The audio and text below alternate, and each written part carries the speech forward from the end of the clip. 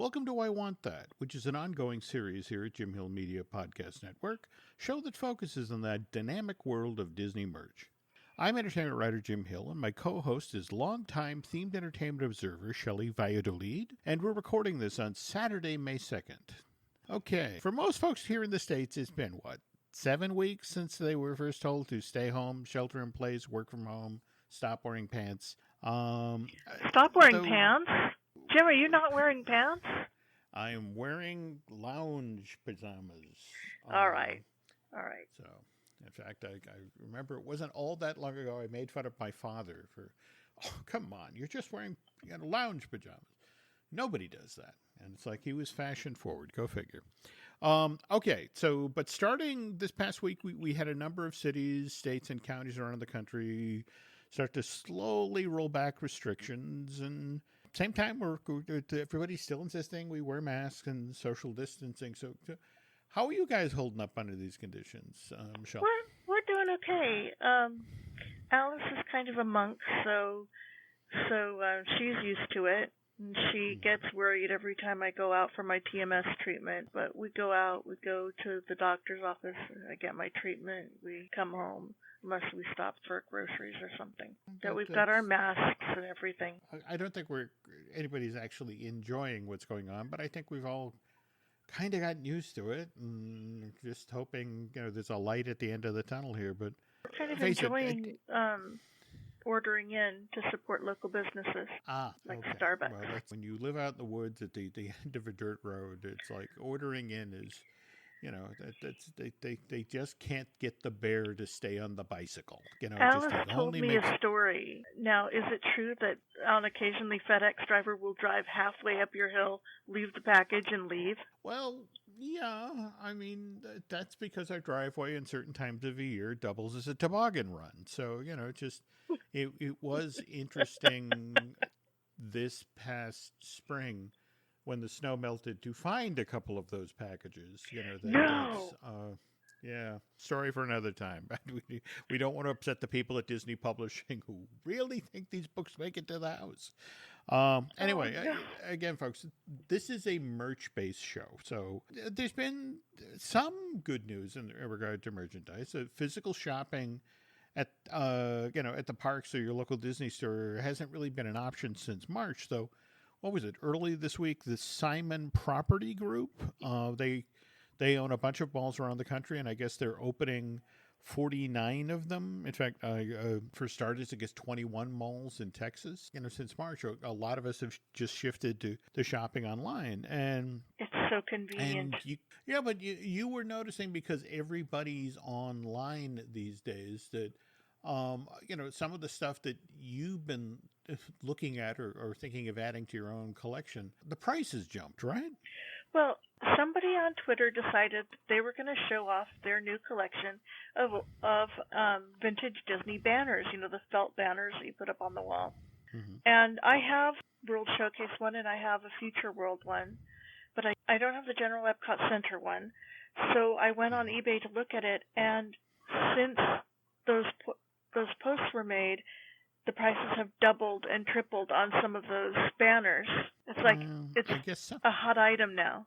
Yeah, I guess some of that makes sense. I mean, people are trapped at home, and they're so desperate for Disney in their lives that you must have seen some of these things on YouTube where people recreate their favorite, Disney theme park attraction in their home. Those are genius. I love them. So if you had to reenact a ride, what would you reenact? Actually, one of my favorite parts of DCA is that the lobby of the Magic of Disney Animation with all of those giant screens. Yeah. If I could figure out how to do that, how to have a gallery of images that changed, that would be terrific. Well, Alice learned how to bake last time she was with you, so I'd do the bread tour. Okay. Now, speaking of which, you were mentioning banners, but that's not the only Disney-related item you've been chasing down? No, for years I've been chasing down a set of plush from Kitchen Cabaret. And about 5 years ago when I started, I had no chance because there was no such thing as one under $108. And this is Mr. Broccoli, Mr. Eggplant, Mr. Tomato, etc. from the Colander Combo and Fiesta Fruit. And then about 3 years ago, I saw two of them go down to about $50. So I bought them, and I've been keeping an eye out ever since for Mr. Tomato. And I saw Mr. Tomato, but he wasn't Buy It Now, which is the only way I can buy it. It was actual bids. So I got my husband, who is reportedly very good on sniping, to get me the tomato, and he did. And that exact same day, Mr. Pineapple came up for $55, and he's super hard to find. Because everybody bought broccoli, Mr. Broccoli with the glasses. And not many people bought Mr. Banana, which I'm still looking for, or Mr. Pineapple. But now I have Mr. Broccoli, Mr. Tomato, Mr. Eggplant, and Mr. Pineapple with the cute, goofy mug. Now I have to admit, when we were pre-gaming and you were talking about this, I did my due diligence and went back and, looked back at the history of Kitchen Cabaret. And interesting thing, that closed back in January of 1994, and then I think wasn't it like a year to the day? Oh, I have a good story I forgot about. David Mumford told me not too long after that. Actually, he came to visit us. He said that when he went into the model shop at Imagineering to see this, they do cardboard mock-ups before they make the actual model sometimes, like they did one of Indiana Jones. And we're talking about Food Rocks, right? Yeah. And he said, that cardboard model looks pretty good. When are you going to do the real model? And they said, this is the real model. Yeah. Well, the interesting thing about that show had great lighting. It did. It had killer lighting, but the thing is, again, it closed. The original Kitchen Cabaret closed January of 1994. It was only 12 weeks later, on March 26th, that Food Rocks opened. So when you have a 12-week long redo, there's only so much you can do. Though oddly enough, Len and I were just talking about this. Hi, Len. Joe Rohde, the redo or the change out from Twilight Zone, Tower of Terror to Guardians of the Galaxy Mission Breakout, only 5 months long, and that was not just a put in a new lighting package and lightly change out AA figures and that sort of thing. I mean, that was a top to bottom, an amazing rethink redo. It was amazing. But I forgot Joe and did of course that. Food Rocks. That's such great. That's Alice's favorite attraction. Anyway, Food Rocks only lasts 10 years. Closes down, in fact, 10 years to the day, January 3rd, 2004, to the day the original Kitchen Cabaret closed. And the weird part of it is every so often, if I can go online and look at these images, because they basically what they did for Soaring when they put it into the Land Pavilion is they took a lot of the space that the theater occupied, and made that into queue. And evidently, if you can get behind the walls that are set up there, there's Food Rock stuff, ready to go right back there now. I have to ask, given that you've been looking at all of this Kitchen Cabaret stuff for years, what happened merch-wise with Food Rocks? Because I was looking around this morning, and with an exception of a couple of misidentified, Kitchen Cabaret pins, and I want to say that Jeff Lang put together a 2 DVD set out ahead. Oh yeah, I love this Mouse-Stat DVDs. This is the best. Yeah, this was done just ahead of Epcot's 25th anniversary. Back in 2007, but that's it. I think there's a couple of TeePublic shirts, where somebody's designed after the fact a Food Rocks logo, but again, this is Disney. Normally, these shows are supported with a full merch program, and I can't find a damn thing out there. So, um, Well, the song the birds were singing during that time was cheap, cheap, cheap, cheap, cheap, this is true. So, oh, and the attraction was nowhere near as beloved as Kitchen Cabaret. yeah, it kind of goes without saying. Though I have to admit, to be fair here, out of that show, the food wrapper AA figure was oddly impressive. It was the one new figure that they put in. Imagine they had $1.40 and basically spent $1.30 on this figure. Yeah. So though speaking of AA figures, in fact, just today, poking around eBay trying to see what was out there for Food Rocks stuff, I noticed that somebody had a pin set up of Ham and Eggs, the comedy duo from the original Kitchen Cabaret show, and it Well, and also Mr. Eggs was the special guest on Epcot Computer Central. oh geez, that's right, yeah, wow, Why do that's I only remember these things at the last minute? that's okay. But what's intriguing to me is I was looking at Ham. And the bushy eyebrows, the round face shape, the whole schmear, and it just occurred to me that this looks awful lot like Albertino. And I never would have seen it. But when you put it in the show notes, I was like, oh my God, he's exactly right. Well, you're exactly right. And for those of you who don't know who Albertino is, he was a long time, a show writer at Imagineering. In fact, Mark Davis, when he was working on the original Bear Band show. And remember, back in the day, you can, in fact, in the wonderful new Mark Davis, in his own words, 2-volume set that Pete Docter and Chris Merritt put together. Right now, it's marked down from $150 to $99 on Amazon. We just picked up a copy. Wow, it's well worth getting, folks. But that they, in the Bear Band section of this 2-volume set, they walk you through. I mean, Mark was literally spitballing.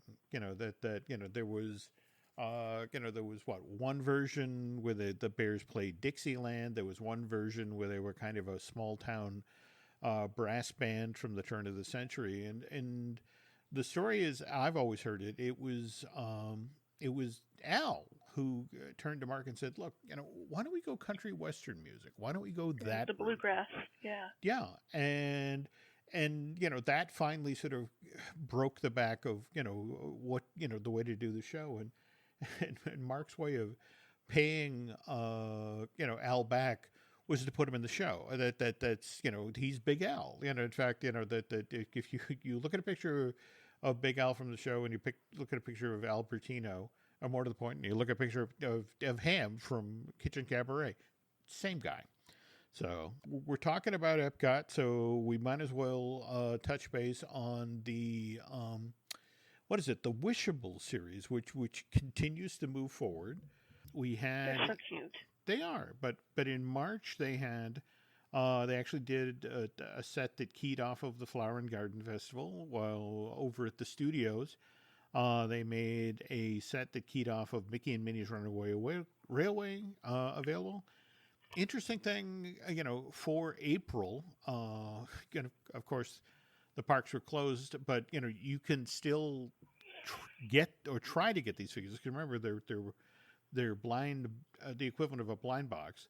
Right. But they launched a Pandora, the World of Avatar series, and a Monsters, Inc. Mike and Sully to the Rescue series. And I guess that's what finally caught my attention, is like, oh, they do them for both coasts. But then I felt like an idiot because I went back and looked, and the very first set that was launched in April of last year was the Finding Nemo submarine voyage. So it's like, oh yeah, Jim, they do them for the West Coast. So anyway, okay, so we were just talking about eBay. This past week, I love eBay for the access it gives me to research materials, that I'm constantly chasing down, copies of old Eyes and Ears or Disneyland Lines or newsreels that I then use for the research for shows like this. But this past week, we got kind of a different taste from eBay. At least Disney fans did. Do you want to talk about the Joe Rohde designer ears fiasco? I never want to speak of it again, but yes, I'll tell you. Okay. Joe Rohde came out with these great ears, and put them on Shop Disney. And they sold out in less than 1 minute, and this is due to something called bots, which is programs that buy things for you. Okay. And so now they're on eBay starting at $350, and the original price was $78. Yeah. They were on eBay within moments. I don't know. It's one of these things where it's like, I get, because first of all, it's a $78 set of designer, Mickey ears for adults. So do we have any idea how many were made for this run? I have no idea. Okay. The problem a lot of people are having is that Disney doesn't really treat it as a problem. They made their sales. I guess from their side of the fence, it's, they went clean on them. You're somebody who works on the retail side of Disney. The last thing you want is to go over to the outlet store and have a shelf of something like this, something that, was designed and had a high price point and just sitting there, marked down. That means, you failed. So this time around, to have the entire run of them go clean, and in turn, on the secondary market, I mean, that's the thing. They, you mentioned they start at $350. Today when I was over there, there's at least one of them that's listed, for a buy it now for $1,000. And, I know that's lunacy. Nobody's actually going to purchase it at that price point. But at the same time, I think you make a valid point. It went clean. So, hey, success, Right.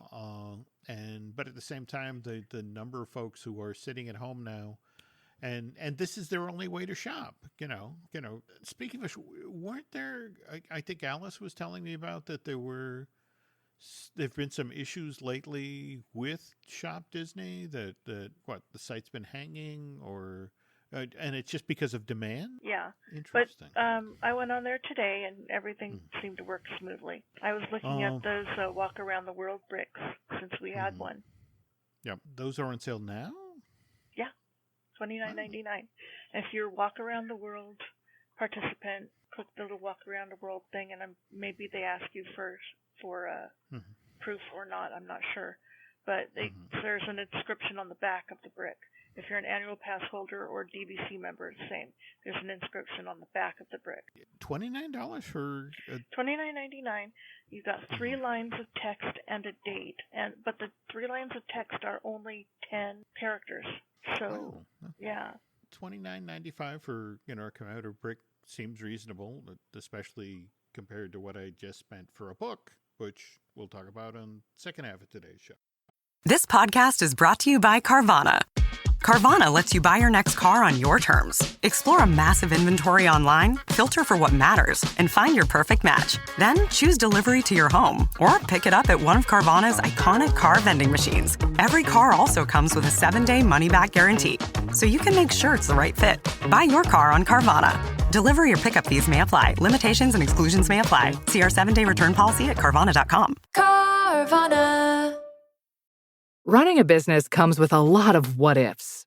But luckily, there's a simple answer to them. Shopify. It's the commerce platform behind millions of businesses, including Thrive Cosmetics and Momofuku. And it'll help you with everything you need. From website design and marketing to boosting sales and expanding operations, Shopify can get the job done and make your dream a reality. Turn those what-ifs into... Sign up for your $1 per month trial at shopify.com/special offer. And we're back. Folks, on the last I Want That, Michelle and I talked at length about 1979's The Black Hole, which was originally put into development by Disney Studios because executives there were obsessed with the enormous success of 2 disaster movies that had been produced by Irwin Allen, 1972's The Poseidon Adventure and 1974's Towering Inferno. Well, as I Want That listener Pauline S. recently pointed out, Disney executives' obsession with those Irwin Allen movies didn't just end with the studio trying to develop its own disaster movie, one this time would be set in space. Pauline sent along a listener comment that said, "Loved your show about Disney executives wanting to copy the success of Poseidon Adventure and Towering Inferno by making their own disaster movie. But did you notice right after those movies were released in theaters in the early 70s, Disney then started casting performers who had appeared in Irwin Allen movies in their own films?" And Pauline cites Shelley Winters and Red Buttons from Poseidon Adventure. They appeared in Pete's Dragon in 77. That's right. And then Ernest Borgnine and Roddy McDowell, also from the Poseidon Adventure, appeared in The Black Hole in 79. To Pauline for pointing that out. I don't know if it's entirely fair to lump Roddy McDowell in with those three, because he actually began appearing in films for Walt Disney Productions as far back as December of 65. He was in the original That Darn Cat. Yeah. There we go. That is an interesting point. You know, the number of Irwin Allen veterans who pop up in Pete's Dragon and Black Hole. Again, Michelle, this is a two-way street. Earlier this week, I got a copy of the Fantasy Worlds of Irwin Allen, which is this 598-page coffee table book filled with over 2,000 images from the various films and television series that the Master of Disaster worked on during his, 30-plus year career in producing film and television. And anyway, as I was reading through Jeff Bond's incredibly well-researched text, I learned that Irwin Allen was a wee bit obsessed with Walt Disney himself. For example, that when Walt had a huge success with his own live-action version of a Jules Verne book, 20,000 Leagues Under the Sea, Irwin decided to make his own movie based on a Verne book, which is 1962's 5 Weeks in a Balloon, which I loved as a little kid. It popped up one night on like a Friday night CBS movie, and since then it was just a favorite go-to film of mine. Meanwhile, given the popularity of Disney's big screen animated adaptations of classic children's stories like Peter Pan and Snow White, Irwin Allen decided to produce his own lavish version of Alice in Wonderland. I remember which actually it. Aired, I remember it was really good. Everybody's in it. Everybody was in it. Yeah. Yeah. And Catherine Burton, Sir Richard Burton's daughter, was Alice, I think. Kate Burton. Kate Burton. Not entirely sure on that. I know Kate may have actually done a stage version of Alice, but yeah, I mean, everybody. I mean, Jonathan Winters, Red Buttons, Telly Savalas. Everybody's in this thing. He was the turtle, the mock turtle, right? Yep. Yes. No, wait. Was he the Gryphon? No, he was actually the Cheshire Cat, which, and but that's the thing. Everybody's under 1,500 pounds of makeup, so it's, and it's the first time the Cheshire Cat basically has been bald, but that's another story. But anyway, this was so successful that he began prepping Pinocchio as a follow-up project. It was the same plan. It was going to air on CBS over, multiple nights. And unfortunately, at this point, Irwin was kind of having some health issues and was basically forced into retirement. And in fact, it wasn't all that long, November of 91 that we lost him. And this is the part of the story that always fascinates me, that Irwin, for a very brief time, was also in the theme park business. 20th Century Fox buys Marineland of the Pacific back in 1973. We were pre-gaming. You never got to this part. No, we lived down in San Diego. 20th Century Fox turned to Irwin, and it's like, can you tell us how to fix this? Can you help us connect with audiences? He's like, sure. And he sends 212 craftsmen down to Marineland of the Pacific ahead of the 1974 holiday season, where they're going to turn it into a winter wonderland with the world's tallest Christmas tree and 10,000 tons of real snow. And studio plows $500,000 into this program. 1974 money. 1974 money, but the problem is they basically get the 1974 version of the Mickey Mouse Circus from Disneyland. Yeah, that loses all of its money, and all people do is complain about it. But Michelle, you have a couple of stories about Marineland, right? Speaking of which, that it's actually older than Disneyland, right? Yeah. My problem with it is what happened to it. It got bought up by SeaWorld, and they closed it. Hardcore Brace Bovanovic, but SeaWorld. Yeah, the textbook company that owned SeaWorld. In fact, the textbook company that bought SeaWorld out from under Universal. That's the famous story of Lou Wasserman. Universal could have been in the Orlando theme park market years ahead of time. He put in a bid, and as the story goes, they actually heard through secondhand sources from SeaWorld, it's like another company has come in, and it's like, you're going to get outbid. And, and it was one of these things, it's like, literally, can you raise your bid by $50,000? Because otherwise you're going to lose SeaWorld. And Lou was like, no, that's not how I do business. I made my bid. You either accept my bid or you don't accept my bid. And sure enough, Universal loses to Harcourt Brace Ivanovich. And I want to say it's Sidney Sheinberg, the gentleman who was actually in charge of the parks, that, every so often he'd be up in Lou Wasserman's office, and Lou would be looking down at Universal Hollywood and contemplating. And, every so often he'd admit, we should have bought SeaWorld. We should have raised our bid. That it was a mistake that haunted him for years. But, in the end, it worked out, Lou. I guess so. No. Speaking of Hollywood and movies, can you talk a little bit about the movies that were actually shot at Marineland? Well, the one we were talking about was Marineland Circus. And that's starring the Munsters. The Munsters. Yes, you can go online right now. This was a hour-long special that aired on CBS back in 1965.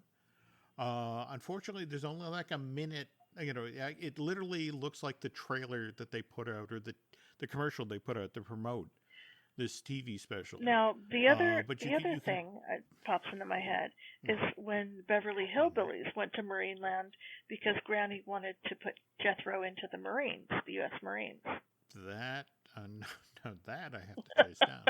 But on the other hand, if you're not really in the mood to work that hard, folks, you can at least see the spectacular view that you used to have when you were at Marineland of the Pacific, because that's where, 3 of the Pirates of the Caribbean movies were shot.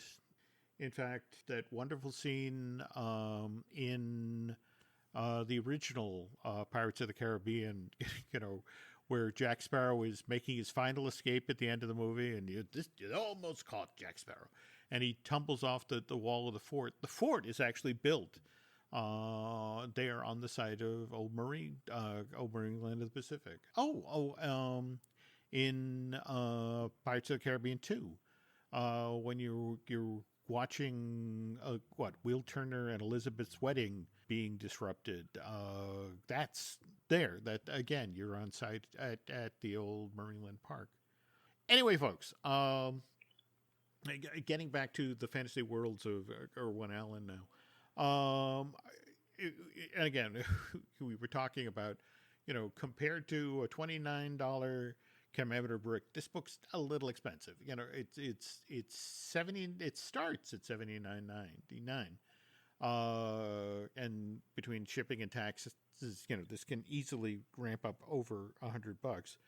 And that's not even for the autographed edition, which, by the way, that goes for $124.99. You can get it autographed by the author Jeff Bond, but you can also, the second autograph, Billy Moby. Hey, Lost we're in Facebook Space. friends. Do you remember when we went to that show in Miami and that weird guy? I was like 8 months pregnant. We went down with Arlen, and that weird guy wouldn't leave me alone, and Billy Okay. Wilmy put me behind his table. I do not remember that, but I you know, He's been my hero ever since. You know, I was just telling. I just recently came across. Speaking of us going to conventions and sci-fi people, I just came across that photograph of Marina Sirtis Marina with Sirtis. Alice? Yes, with She Alice. tried to steal yes. our baby. Alice, she did. She did. She did that. It's Marina Sirtis sitting behind an autograph table at a Star Trek convention, holding on to our daughter, and it's like, "Would you like to come home with me to California?" So, you know, in hindsight, she should have taken her up on the offer. But anyway, okay. But you know, again, for me, it's one of these things where it's like, do you get the $79 edition of the book, or do you get the $124? And sometimes you have to splurge, folks, because you want to support people. You want to support places that, you know, I mean, for example, this book was published by the Creatures Features folks. I want to say that right behind this, they're prepping a book about Rod Serling, and I want to say about the Night Gallery show. You want to be in these sorts of, you know, people's corner. And let's talk about somebody you like to support, Michelle, and that's Stuart Ing. Yes. Is that right? StuartNgbooks.com. Stuart Ing Books. And just give folks a little history in the store. It started out small in '97. They sold rare and out of print art books at a teeny tiny shop on Crenshaw Boulevard in Torrance, And now California. they're on Western. And easier to find. Yeah, in a 3,000 square foot store. Also in Torrance. Floor to ceiling. Now, mind you, animation and art books. Now, I want to stress here, like so many folks who work in retail right now, you know, in this period, you know, pandemic Well, Alice period. just waved me over and got my attention and said they're delivering during the coronavirus mess. They are. The store, the physical store is temporarily closed to shoppers. However, they're taking orders at the website, Stuart Ing Books, and again, that's STUARTING. No I, just No NG. NG books. And items that are ordered online are shipped out every other day. They're also doing curbside pickup. And if you want to talk with somebody in person, a Stuart Ing staff member is available to take your calls and then handle phone orders. But you, Alice, and Noah have been to Stuart's store countless times at this point. It is an animation fan's wonderland. Everywhere you look, there is something amazing and incredible. He has a big, huge stack of original Hirschfelds. Mm-hmm. Holy cow. Okay. Yeah, I thought of you when I saw them. He's got a Nautilus. Mm-hmm. He's got just amazing stuff. Okay. He's even got Happy Beaver by Jeff Pigeon. Mr. Pigeon. He does a weird mix, but not really, because he seems to have felt exactly what animation art fans like. And so in the back part of the store over on the left, you've got your up-and-coming artist sketchbooks and artist sketchbooks. And if you don't know what that is, it's little books that artists put out, and it's the great equalizer. Because they're usually self-published, and sometimes it's a known artist, and a lot of times it's not a known artist. They're all about the same price.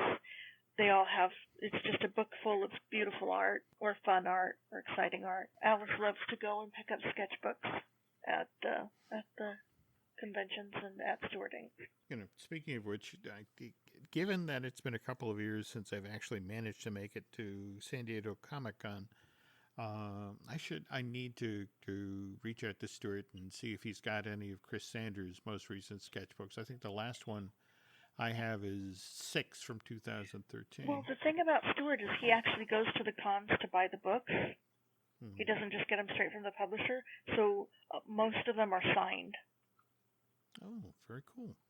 Yeah. Oh, and speaking of things I missed out on, 2018 was the 25th anniversary of the initial theatrical release of Tim Burton's Nightmare Before Christmas. I was pulling together, this week's I Want That, and found that the Bradford Exchange, the commemorative plates people, they did some really crazy things to commemorate Nightmare's 25th anniversary, including a Nightmare Before Christmas cuckoo clock. Where I heard on about the this hour, one. This is the one with Zero, right? that's right, Zero pops out every hour, and it plays the sort of ramp up to "This is Halloween" every hour as the ghosts and the pumpkins on the clock light up. When we were putting together this week's show, Michelle, you were talking about how, given your druthers, you prefer the real stuff in regard to Nightmare Before Christmas, right? Right. Yeah. Just like when during the tram tour in '94, when Alice was just a baby, they had the actual sets of Halloween Town and such there at the end of the tram ride, and I spent way too much time and took way too many pictures. Do you remember the story about, because remember that I want to say they changed out that space, eventually gave it over to the American Film Institute, didn't they? Yeah. Okay. So, every 6 months or so, the displays there would change out. And do you remember what we were told about what happened to the Nightmare stuff? Yes. They kept very little of it because the film was not an immediate success, and they trashed the rest. Well, you in see, a and dumpster. that basically, as I understand it, it was, it will cost this much to ship it back to California. And If I had known, yeah. Jim, do you know what our living room would have looked like? Yeah, I know. Though, interestingly enough, I think, that the guy who'd be most upset to hear about this would be Dan Lanigan. Have you seen his new show for Disney Plus, Prop Culture? No, I've heard about it. I haven't watched it yet. Trying to get the whole family together to watch it.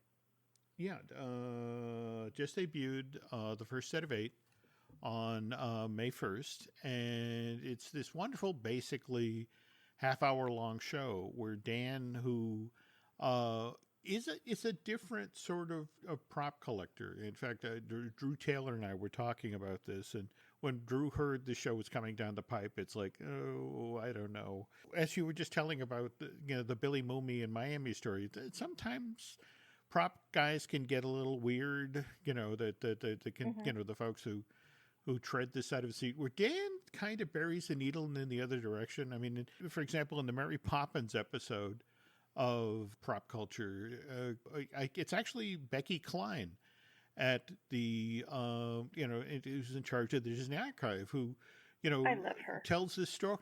Yeah, no, Becky's great. But Becky tells the story about how, that... the carpet bag from the original Mary Poppins movie back in the 1960s actually got given away as part of a promotion. I forget which chocolate company it was that did it, but the number one prize in this contest was the carpet bag from Mary Poppins with $10,000 in it.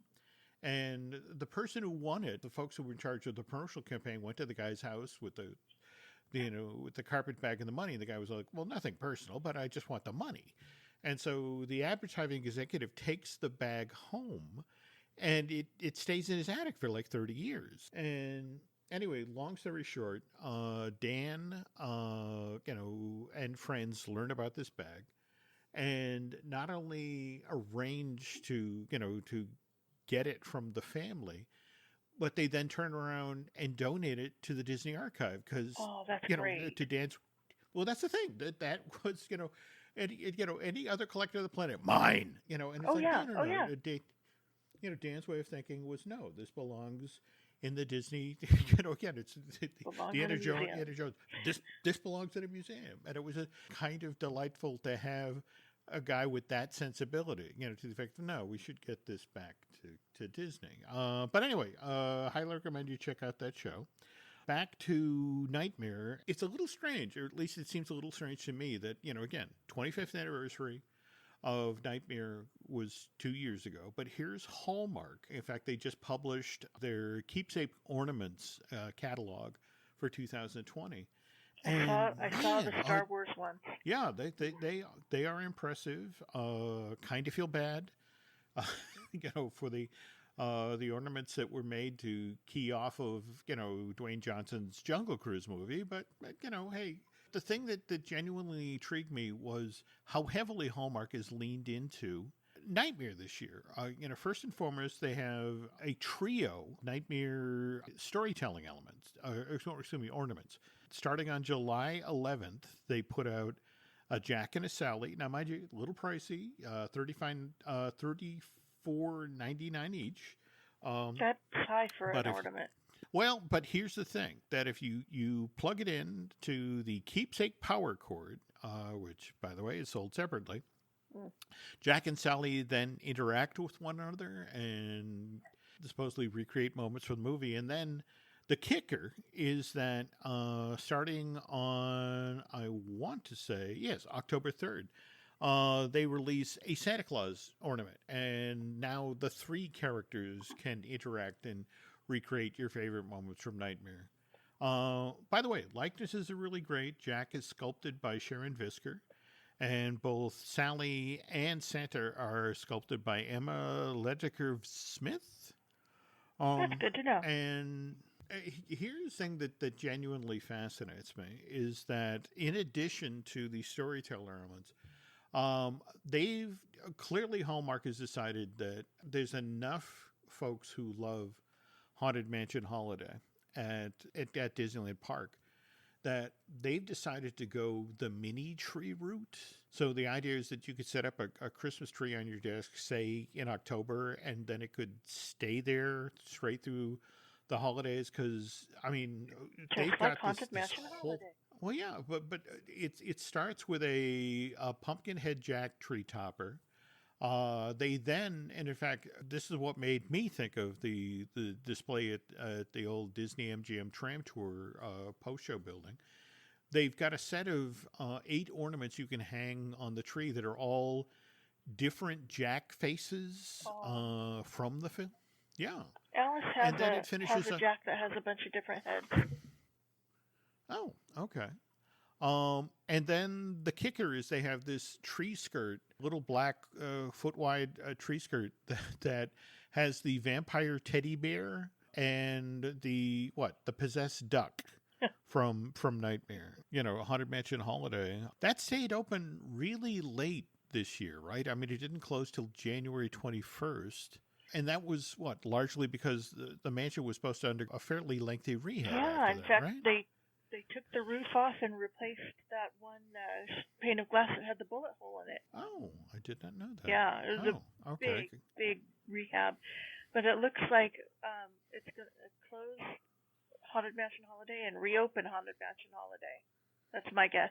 Yeah, I guess so. Now, speaking of which, though, you've been lucky enough to, you were among some of the very first people to actually get to experience Haunted Mansion Holiday, because you were there for, the press event back in October of 2001? Right, I was, and I took Alice with me, because this was the Wild West, and you could take your kid with you.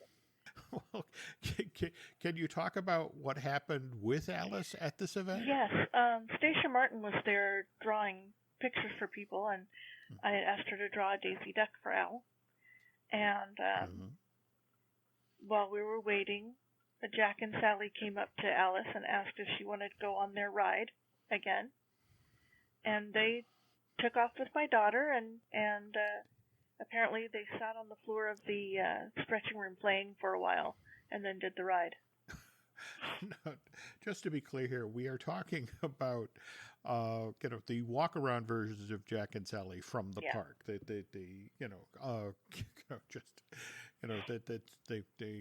weren't serving magic mushrooms at the press event That we know of. But yeah, I love that story. I love and again, it explains a lot about who our daughter became based on the fact that hang out with them, plugged with them. So you mentioned that. Look, at this point, we don't know when Disneyland Park is reopening. So it is entirely possible that the very next thing we'll see for Haunted Mansion is Haunted Mansion Holiday. Though, as long as we're talking about things we're not sure about, folks, the event that Michelle and I talked about previously, our Disney Springs thing, that for all we know is still going to be presented at the Walt Disney World Resort from November 13th through the 16th this year. But again, here's the problem. We're, like so many people, waiting for information from Disney. There have been indications lately. State of Florida is putting guidelines in place to reopen the theme parks, but we don't know how they're going to reopen and in what order and how much of stuff is going to be up out of the ground. Take, for example, at this Disney Springs thing, we were planning on taking the group to go see the new Cirque du Soleil show, Drawn to Life. And likewise, we're looking forward to spending the evening sipping hot chocolate and walking down Christmas Tree Lane at Disney Springs. And based on what friends at that resort are telling me, both of those are kind of up in the air right now. But everything's up in the air right now. Our partners on this project, the Storybook Destinations, they are still gung-ho. They still very much want to do this. They so enjoyed dealing with the folks that have been to the 3 previous events. What they're doing at this point is collecting names. If you're interested in taking part in this event with myself and Michelle and Dustin Fuse, Tammy's making a list. That's it, exactly. So head on over to Storybook Destinations and give them your name and your contact info. And when we know what we're doing, we'll let you know. And hopefully we'll be able to go forward at this point. So that's it. I think it's important at this point that we all stay upbeat and optimistic. Hope that we'll be in a better place sometime later this year. I'm hoping later this month, but later this year. No, probably. no, Jim. All right. If people are looking for a distraction until we get news about what's going on later this year, where else can they find you online, Michelle? Right for Mice Chat, micechat.com. Okay, definitely a site to check out. Let's see, My Side of the Fence, the Disney Dish podcast with Len Testa, likewise Fine Tuning with Drew Taylor, looking at Lucasfilm with the one, the only Dan Z. We have the Marvelous Disney podcast. I'm going to be recording a new one of those with Aaron in a couple of days. Of course, Universal Joint with Dustin Fuse, who will be joining myself and Michelle at the Disney Springs thing. I tell you what, folks, if you could do Michelle and I a favor, if you could head over to iTunes and rate and recommend this show, that would be very helpful.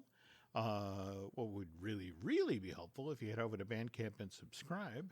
Social media-wise, any place folks can find you online, Michelle? Or At Pink Monorail on Instagram and Twitter. Very cool. Okay. Jim Hill Media, you can find us on Twitter and Instagram. Over at Facebook, we are Jim Hill Media News. I guess that's the news for now, folks, but we will try to be back in 2 weeks' time with a brand new show. Until then, just if you're headed over to eBay, just be a little self-discipline. That's you don't repeat after me. You don't need an $1,000 set of Joe Rohde ears. Says you.